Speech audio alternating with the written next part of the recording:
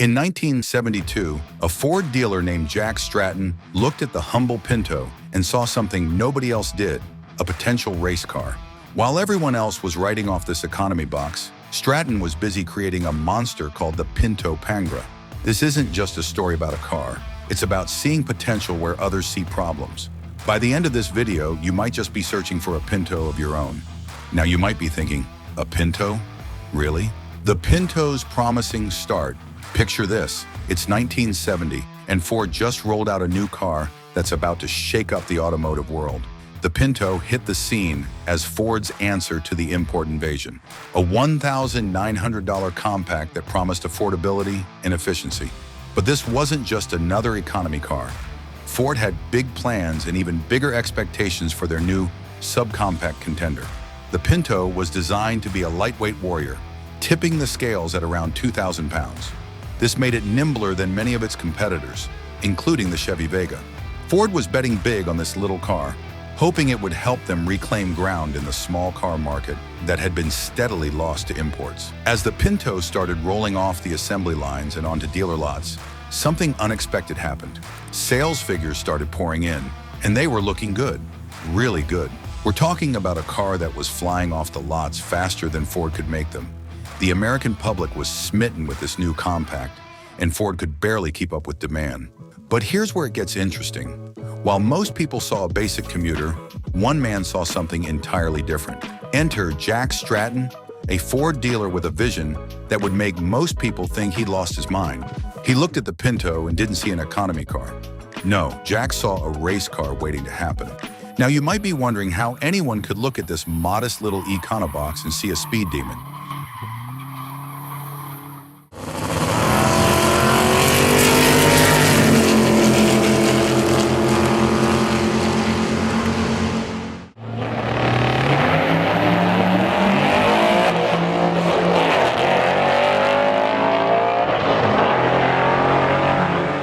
But Jack Stratton wasn't just anyone.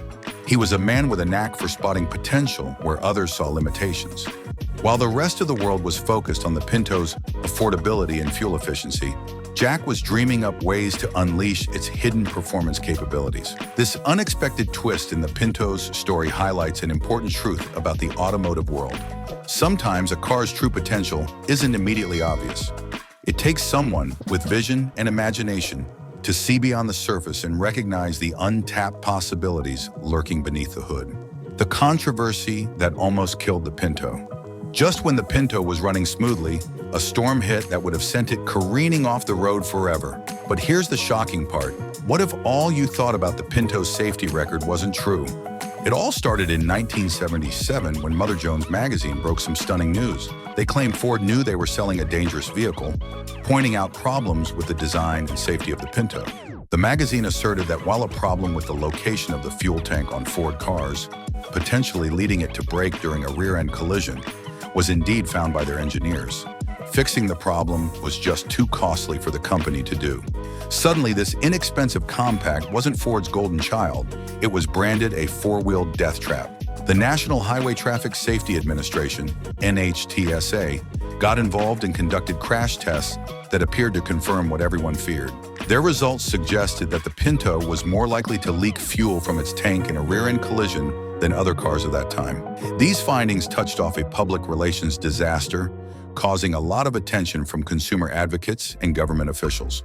Before you could say fuel tank rupture, Ford found itself in hot water. Lawsuits began to pile up faster than you could count them. One case even ended with Ford shelling out a whopping $2.5 million in a wrongful death settlement. The media had a field day, plastering headlines about the Pinto's alleged dangers across every newspaper in the country. It got so bad that the name Pinto became shorthand for automotive danger in pop culture. But wait a moment, what if I told you the real story is more complex? When you look at the safety numbers, a different view comes to light. It turns out the Pinto's results in crash tests were not very different from other cars of its time.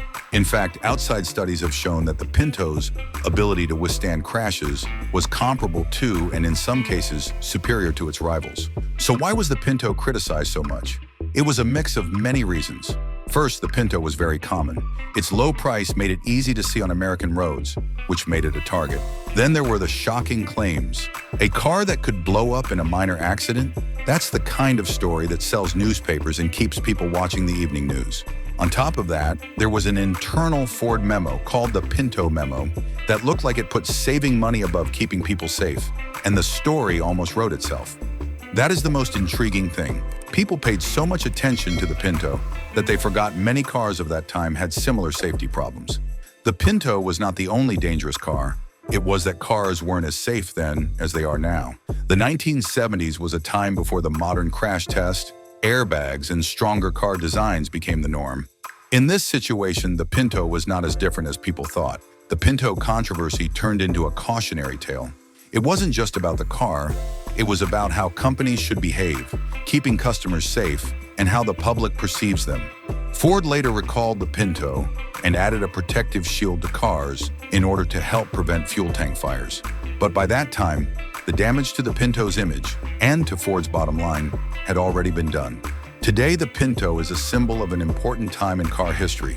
It was a time when people's anger met changing safety needs, affecting how we view cars and responsibility. Was the Pinto a bad car? Maybe not as much as people say it was, but the issues around it made sure its name would be remembered, not just as a car, but as a cautionary tale. The Pinto Pangra is a diamond in the rough. While most people were running away from the Pinto, Jack Stratton saw an opportunity where others saw only trouble. What if you could take this simple economy car and make it something that would worry Porsche engineers? This is the story of how Stratton changed the criticized Pinto into a powerful car that no one expected. The first step in Stratton's big plan was to totally change how the Pinto looked. He worked with fiberglass expert Bob Crow to create a new front end that would grab attention for all the right reasons. They created a shark-nosed shape that gave the Pinto a bold, sporty appearance, something closer to a C3 Corvette. But this wasn't only about the looks. The fiberglass front kit came complete with pop-up headlights, operated by a hand lever, compact fenders, and a streamlined shape. Not only did these modifications make the Pinto appear faster, but they also added 10 inches to the car's length, which helped its aerodynamics. Stratton, however, knew looks weren't enough. If he wanted to truly transform the Pinto, he had to improve how it handled. He collaborated with Koni Auto Design to develop a unique handling package, one that would make it quite clear to sports car engineers. The package included adjustable shocks, a 2-inch lower ride height, 7-inch wide magnesium wheels, and a completely redesigned suspension setup. The result? A car that could achieve almost 0.874 Gs on the skid pad. To put this in perspective, this little Pinto was now performing better than some of the quick sports cars of the day. The Porsche 914 and Datsun 240Z could only muster about 0.73 Gs, but Stratton wasn't done yet. He had one more plan to make the Pinto Pangra perform better. He added an AIR Research turbocharger and a water injection system to the car. Not only did this increase power, but it controlled the higher cylinder pressures and reliably kept them under control. Impressively, Stratton kept the Pangra compliant with EPA rules even with these big performance improvements. The results spoke for themselves. Period reviews of the Pinto Pangra were glowing, highlighting its impressive performance. It could sprint from 0 to 60 miles per hour in about 7.5 seconds and complete the quarter mile in the low 15-second range. These weren't just good numbers for a modified Pinto, they were competitive with dedicated sports cars of the time. It wasn't only about going fast. The Pangra gave a well-rounded driving experience that made fans happy. Drivers liked its quick handling, responsive steering, and smooth ride. Stratton didn't just want to make the Pinto faster. He wanted to build a car that felt complete and enjoyable to drive. The Pinto Pangra was more than just a fast car.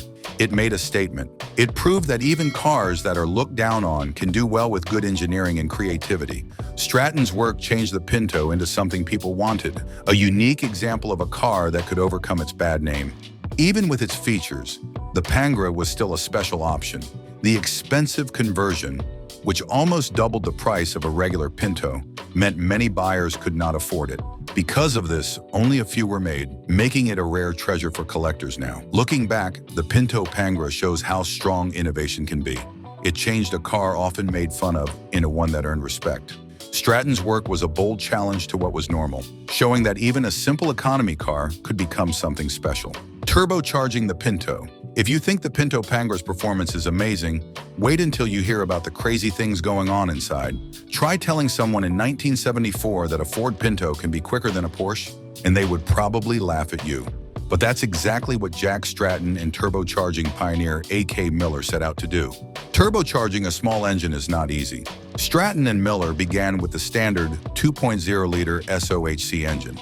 This engine is good but not very special, and people often say it does not produce enough power. In its original form, the Pinto engine made just enough horsepower for it to be an affordable car for daily driving. But these two innovators saw that it had hidden potential and wanted to change this simple engine into a strong one. First on the agenda was preparing the engine for forced induction. High pressures from turbocharging can quickly damage an unmodified engine, so they made some important changes to ensure it would be reliable.